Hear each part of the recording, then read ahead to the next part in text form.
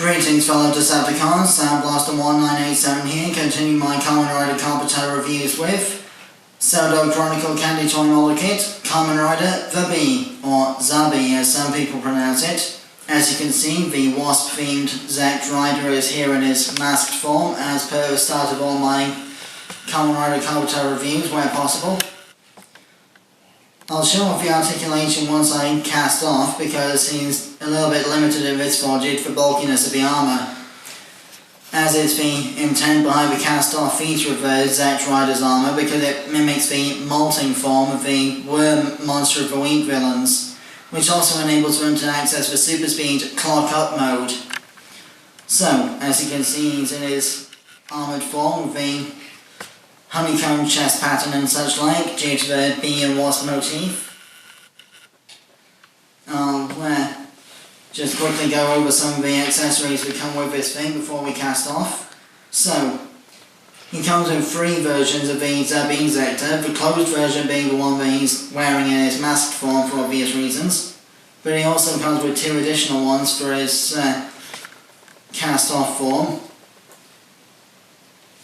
One that's slightly shorter because that's his standard open cast-off TheBee Zector, and the slightly longer one that enables his Rider Sting finisher attack, which is basically a venomized bee sting punch. So, then he also obviously comes with the chest plates, back plate, shoulder panels and optional hands and whatnot. So, for size comparison, here he is with the cast-off form of Kamen Rider Sasord from my previous review. I'll leave a link in the description below for that.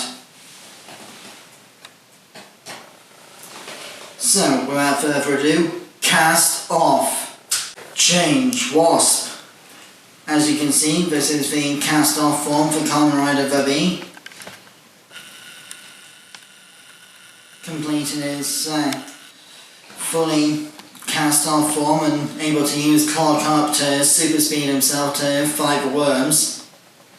So, same as with my Sasord review, the articulation's pretty standard on these things, so ball joint of the neck for wiggly waggly movement, as Ango would say, plus 360 degree rotation.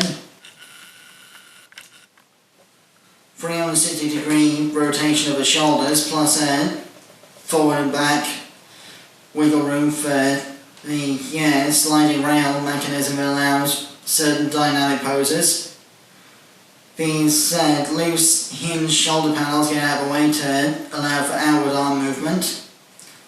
Bicep swivel, just over 90 degrees at the elbow. Ball joint mid-torso for ab crunch type actions, and mid-torso twisting for adding more emphasis to the Rider Sting punch. Ball joint of the hips for maximum articulation. Thigh swivel. Extremely deep cut, almost double looking out elbow, not an elbow, knee bend rather. And a ball joint of the ankle as per the Sasord review. One thing I forgot to mention in the Kamen Rider Sasord review is the display stand.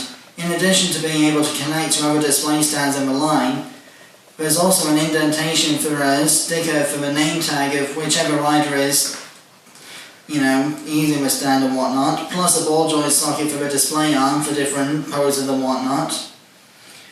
And the display arm also has a hinge at the top here and a circular peg that connects to the rider's backside, allowing the rotation and reversibility of the entire display arm, plus also the same loose friction hinges that allow the shoulder panels to connect can be used on the bottom of a display stand for storing parts if need be. And these square pegs up and down the display arm also allow for different connection methods for other additional parts you can get from somewhere else in order to store the other parts of the accessories and whatnot.